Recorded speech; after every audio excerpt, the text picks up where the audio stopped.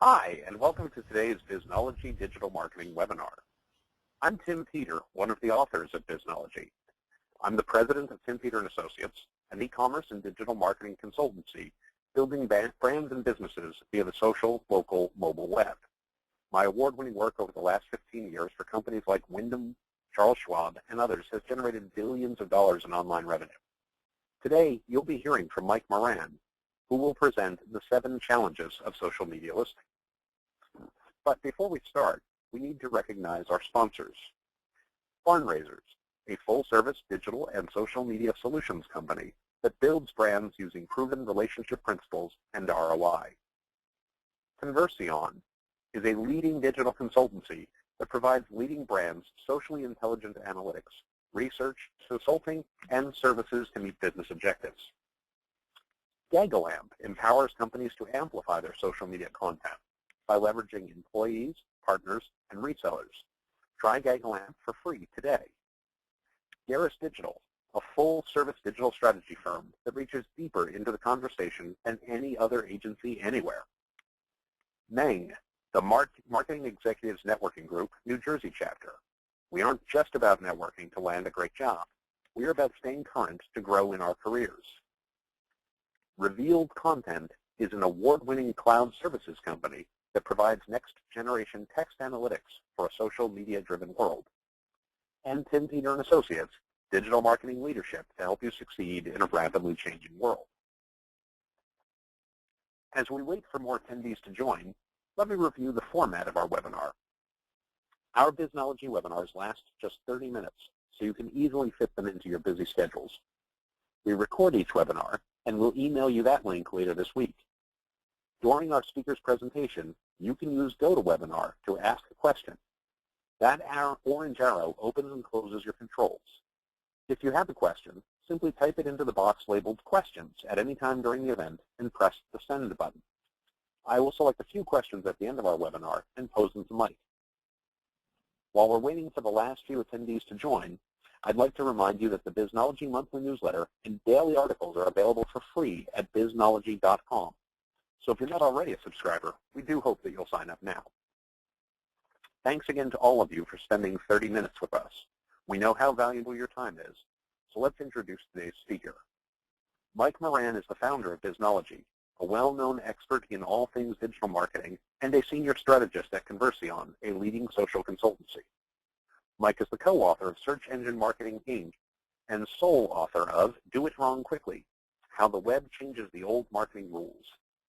Mike is a veteran of IBM, managing groups in IBM.com for 8 years and retiring from IBM in 2008 as a distinguished engineer. So if you've ever struggled with how social media listening can drive smart business decisions, this is the webinar for you. Mike, take it away.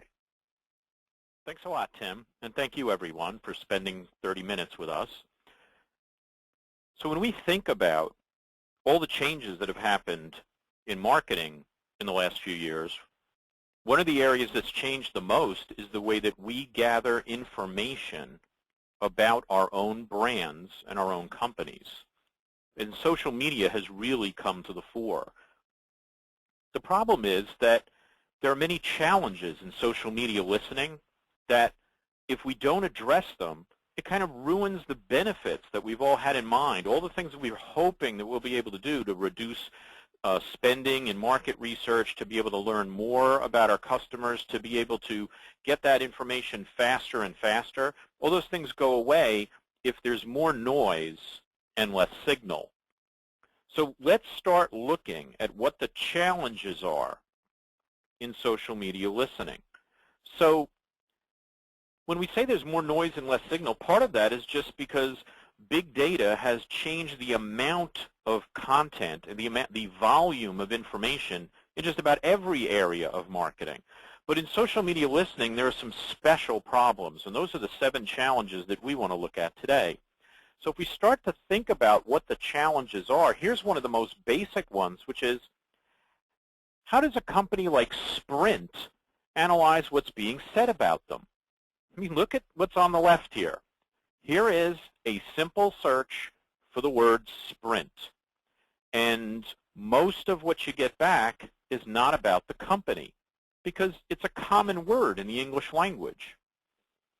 So if you don't have the right conversations that you're analyzing, if you were to analyze all of the conversations on the left side of the screen rather than just the ones that are about the company, what would it mean if 60% of those conversations have positive sentiment?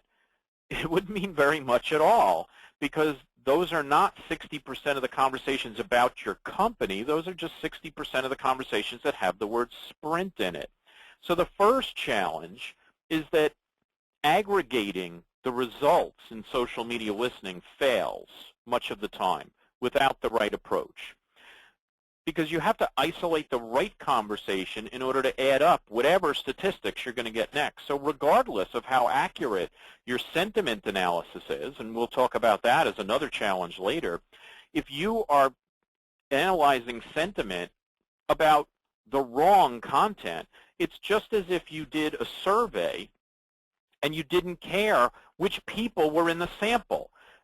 You didn't try to make sure that the sample was representative of your audience. You just said, hey, first 1,000 people, whatever they say, we'll just figure that out. That'll be what the answer is. And so that doesn't make any sense. And so when you're doing social media listening, you have to think about what you're doing is really sampling the content. And you have to make sure that the right content is in there for you to analyze in the first place. So one possibility that many companies take is to use things called Boolean searches. So they're a little bit different than the searches you'd use in Google. What you might do is say, we're going to look for just the word sprint and phone, or sprint and sell, or maybe the problem is that you're getting all these things for NASCAR races, for sprint cars, and you say, well, how about sprint and not car? And so you can try to come up with these contortions of all sorts of different Boolean queries, but the problem is that, as we show on the right side of the screen, no matter which one you pick, you actually start losing things you really want.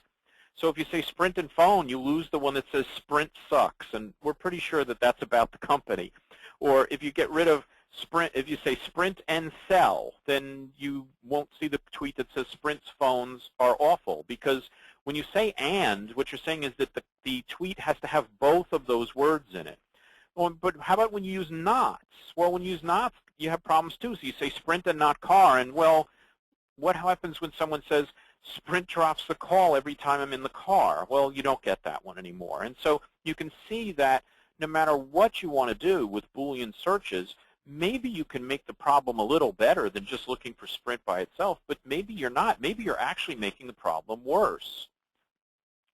So when you do this kind of word spotting, where you're just looking at words, then what you're finding out is that you need the word to have a certain level of uniqueness in order for it to work. So here's an example from Volkswagen. So suppose you're trying to listen to the conversation about the Jetta or the Touareg. Well, that's going to work pretty well, because every time you see that in a tweet, chances are it's really about Volkswagen's cars. Those are not commonly used words, but suppose you switch from that division of Volkswagen and you want to do the same work in the new division you're in. Well, don't switch to any of these divisions. Don't switch to the ones for the Beetle or the Up or the Fox or the Polo or the Golf. Don't switch to those divisions, because think about what kind of tweets you're going to get back if you just say, I want that word in it. Now, obviously, you could say, well, look, this is simple. I won't just search for Golf. I'll search for Volkswagen Golf. And guess what? That will work, because if you search for Volkswagen Golf, all of the things that you get are going to be about the car. The problem is, how many of you are going to miss because people don't use the word Volkswagen because it's a tweet and they're trying to write something really short? So Boolean search really carves with a chainsaw. And so few can do it without getting hurt. And so here's an example of a real Boolean search that I've seen a client try and do, and it's a little scary, Think about the amount of time that went into this. Think about how difficult it was to do, and then start to ask yourself, and how confident would you be in the accuracy of this? Well, we actually tested it, and we said, it was 15% accurate. So enormous effort for not working real well. And so there has to be a better way.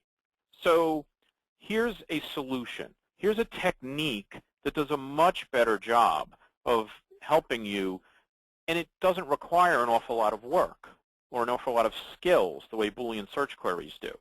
So what you can do is you can go into the searches and you can, into the results, and you can say, I want to keep this one, I want to get rid of that one.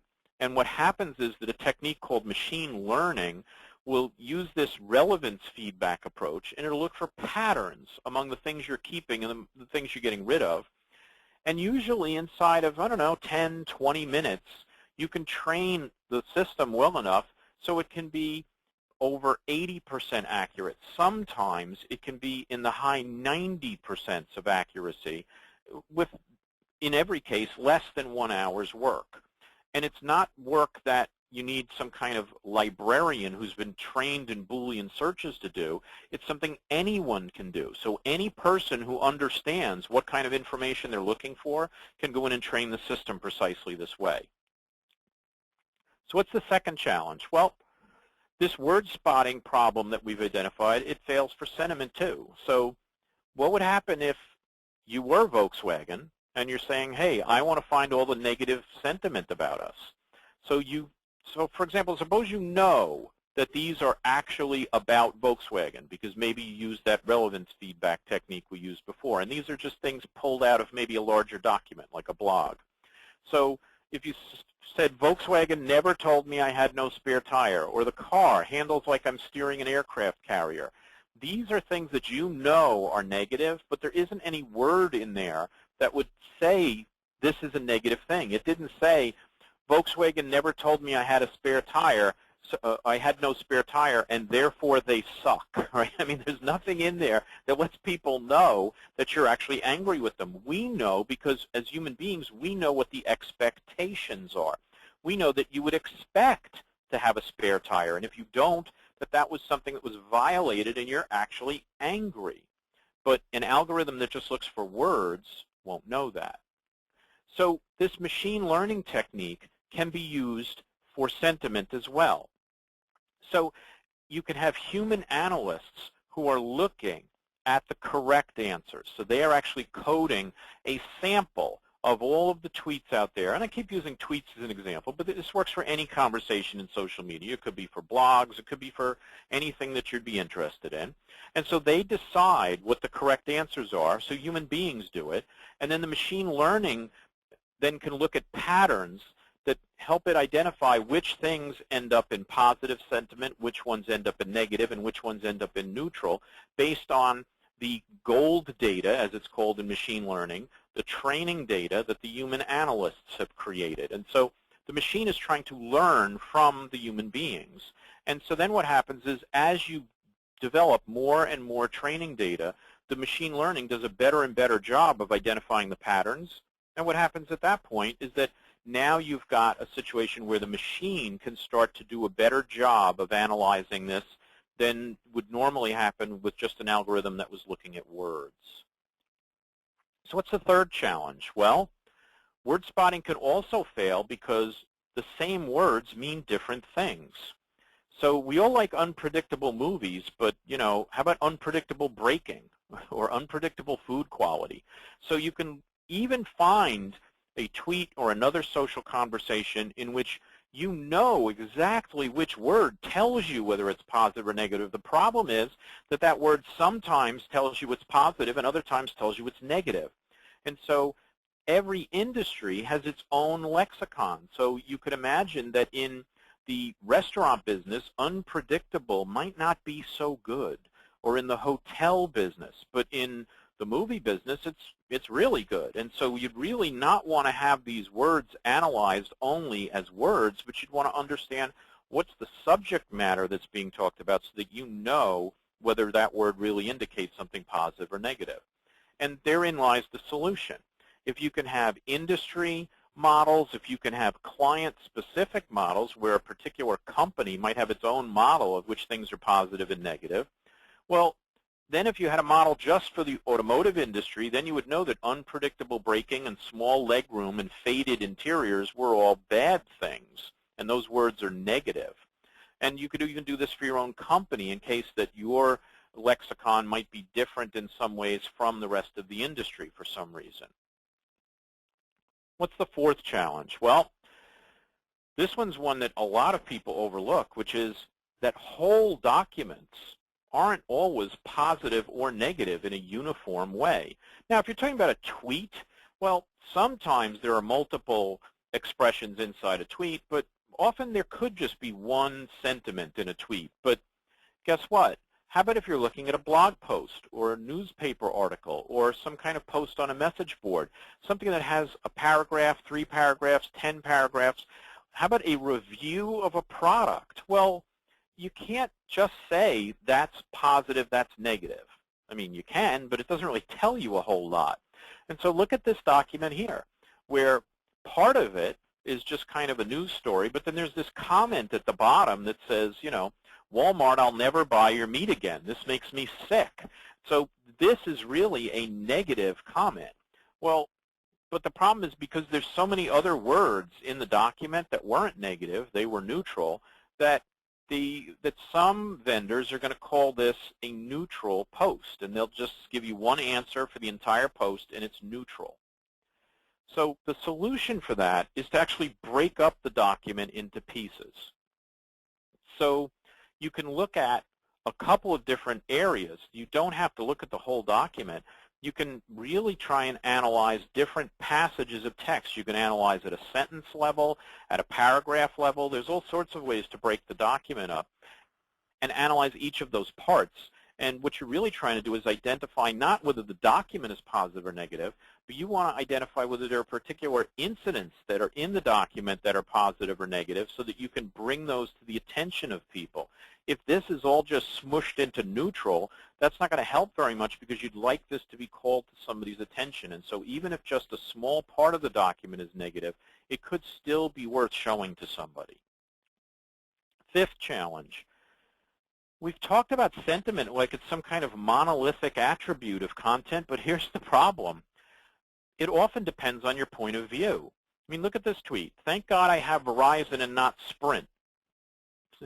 So this is the problem. And so it's like, so is that positive or negative? Well, if you're Verizon, it's very positive. If you're Sprint, not so much, right? So it's not true that everything that you analyze is either positive or negative in some kind of objective way. What's true is that you need to understand the viewpoint that makes something positive or negative. So one of the ways to do that is to tell the system what your viewpoint is. So can you tell the system, I would like to know if these tweets are positive or negative from the point of view of Verizon. And so if you're able to do that with your system, then it will then bring back correct sentiment rather than, in this case, if there's no viewpoint understood, it's almost random whether this will come back positive, negative, or the dreaded neutral, which kind of gets rid of everything, even though you can tell that this is a tweet that not only has an opinion, it has more than one opinion. Now, challenge 6 says, well, you need to go beyond sentiment too. Sentiment isn't enough for every decision. I mean, if you look at these two tweets, I hate Sprint, and I'm so disappointed in Sprint. Well, that's the difference between anger and sadness. Now, consider that. They're both negative. No disputing that. They're both negative. But the truth is that, is there a difference in your approach to an angry person versus somebody who really is on your side, but they were just let down by something that you did? That's really something that you have to consider. What is it that you're trying to do to make sure that when you reach out to people, and that's a lot of how social listening is used, is to engage, do you know enough to reach out differently with people who are angry versus people who are sad?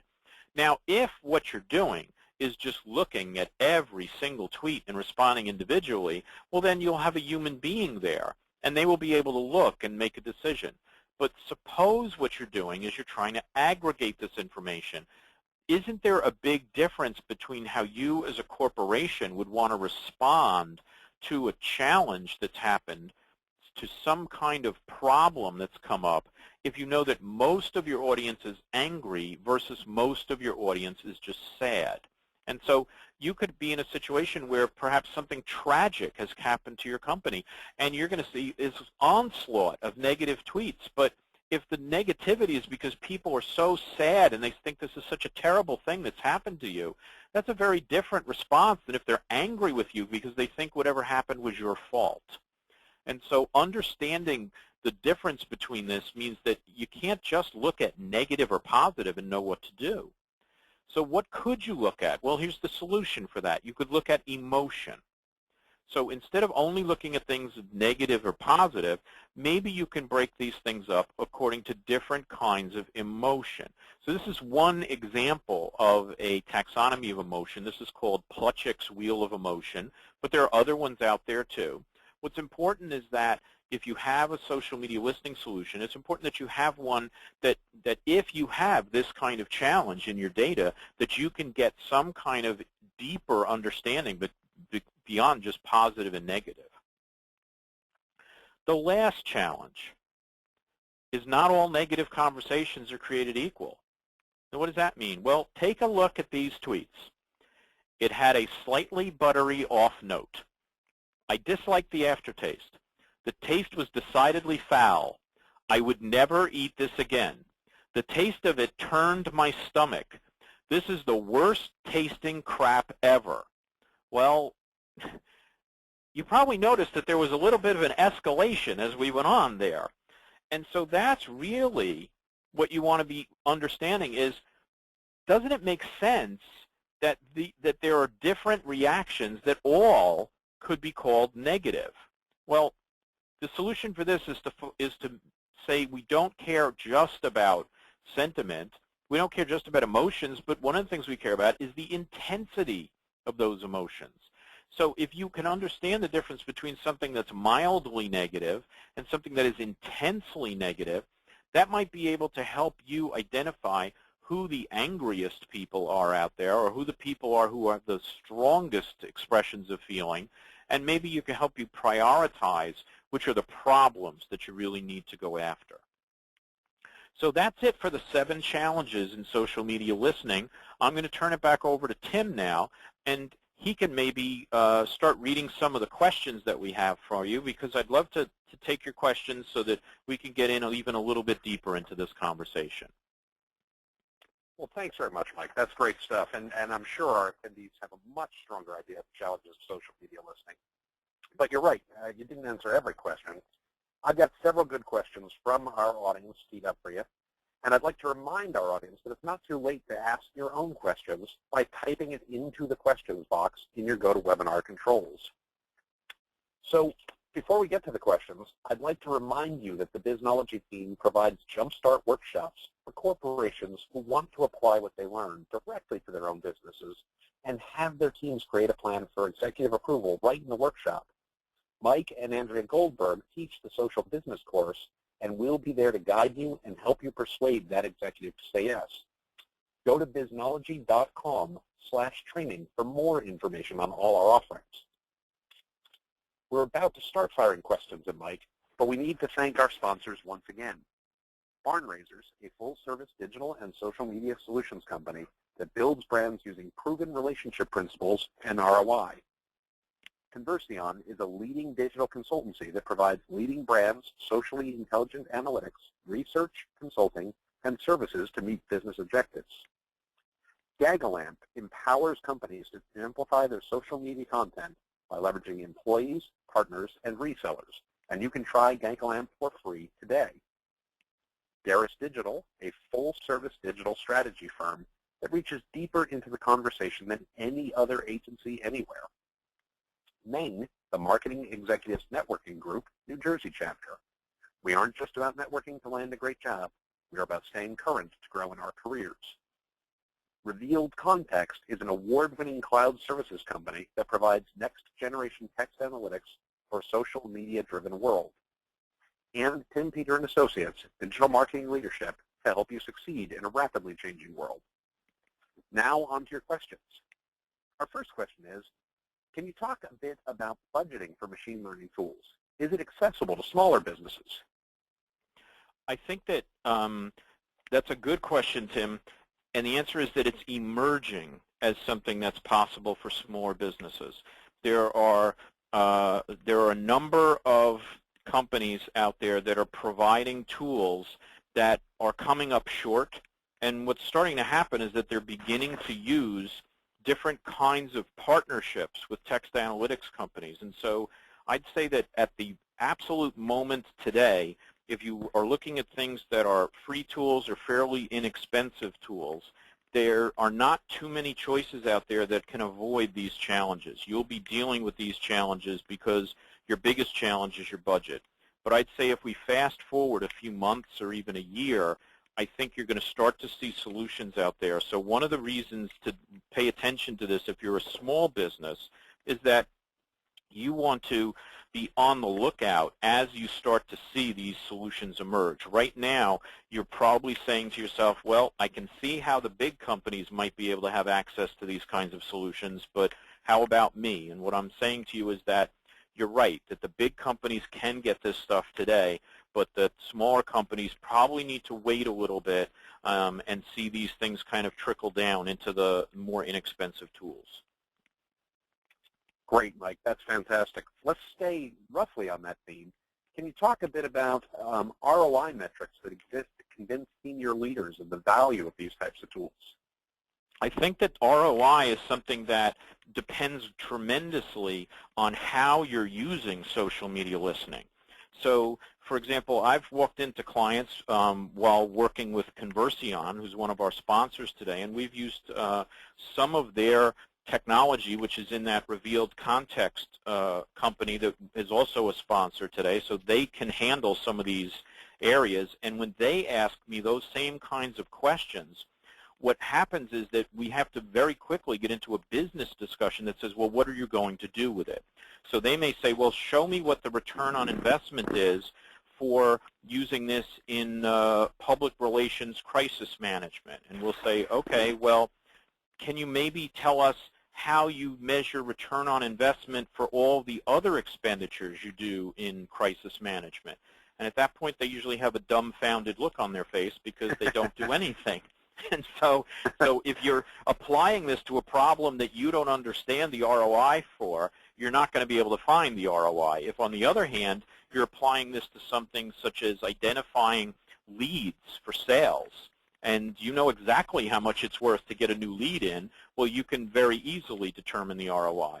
If you're using this to replace certain kinds of more expensive market research, such as surveys and focus groups with social media listening, well, it's very simple to calculate what the return on investment would be. So in a lot of cases, you have to understand your business to know how you're applying this before you can see what the return on investment will be. But that's what social media consultants are really good at helping you do.